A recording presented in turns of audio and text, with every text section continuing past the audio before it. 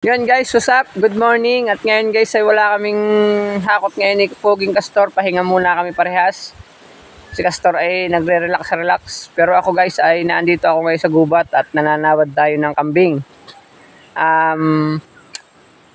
Mag-uumpisa kami ng kuya ko. Magtatayo kami ng maliit na mini farm ng mga kambing. At ngayon ay may nakita na kaming bibilhin.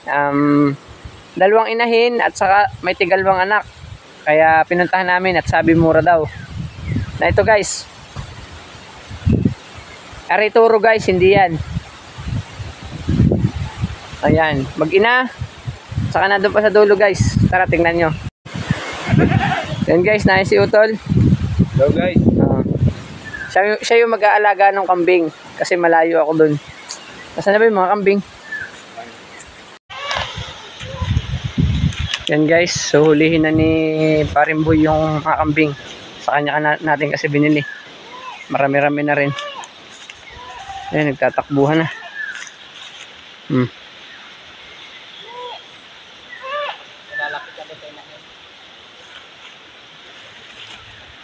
Ayan guys, yun na yun. Lahat yan. Yung mga barato matapos sa inyo, dirito hindi yun. Yung mga inahin. Hindi na masyado yan. Ayan guys, sinuhuli na yung ating bibilhin.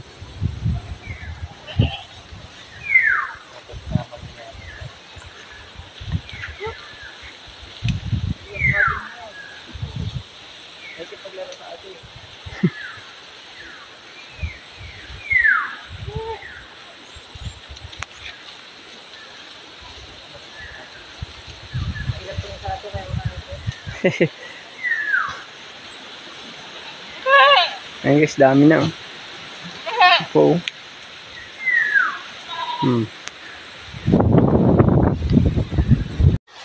Ayan guys, nahuli na namin yung isa.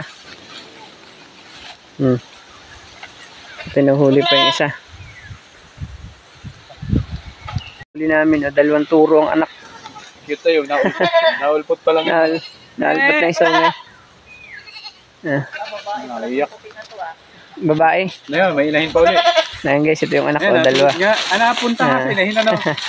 Kinakausap yung anak kaya, no? Ililipat lang kayo, hindi kayo kakatayi. Yan guys, sila ko na yung mag-iina. Yung dalawa ay nandun lang huhuli pa nung kanila. Ayan guys, yan guys ay 10K, yun yung 6. Kaya binili ko na kahit. Bahala na, hindi ako marunong mag-presyo ng mga kambing pero tingin ko naman ay mura nga. Kasi 6 na buhay. 10K lang. Hindi na naman katagalugan. Malalaking lahi na rin. Tara, bayay sa mga yun.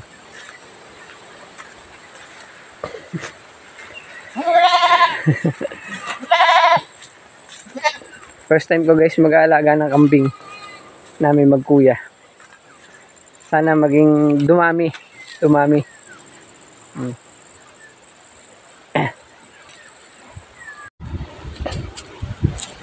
Yan guys, ari yung isang inahin na may dalawang anak. Ang anak niya guys ay dalawang babae. Yung isa naman ay dalawang turo ang anak.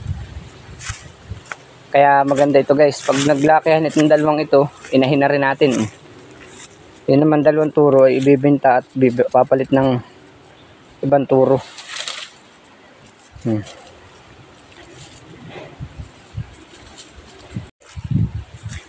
Ayan guys, yung dalawang turo na anak ng brown ng pula.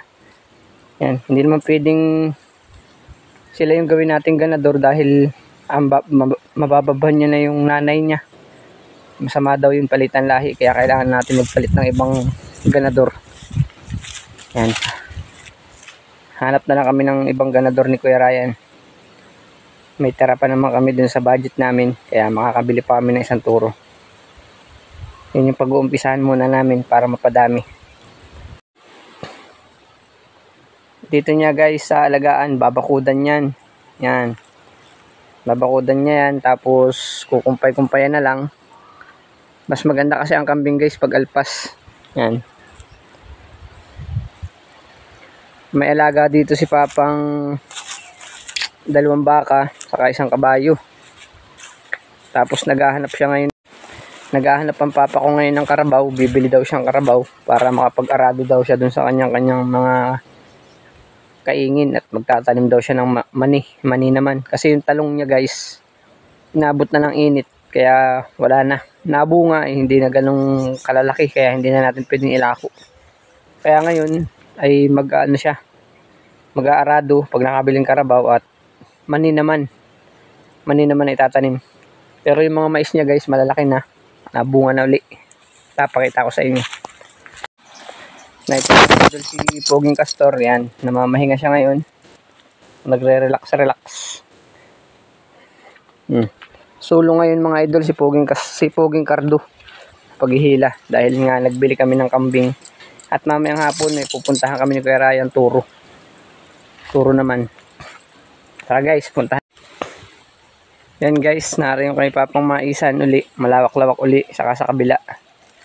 Yan. Diretso na to guys dahil may bunga na to.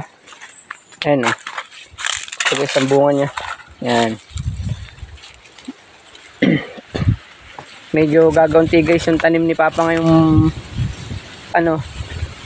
mais dahil ginawa niyang talungan nga yung halos nasa 1 hektarya kaya 2 bag lang yung hasik niya ngayon. Pero ayos na rin to guys, mga 3 tinulada, abutin ng 3.5 ito pag na-harvest niya. Yan.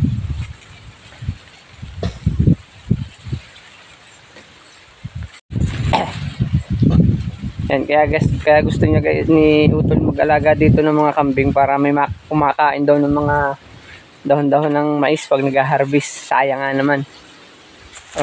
Gusto niya bumili ng nung gilingan ng mga damo-damo para mapakain sa kambing. Siguro dadagdagan pa namin yung inahin namin. Siguro mag-ipon-ipon lang kami. Siguro mga next month bibili ulit kami mga 2 inahin para mas mabilis dumami.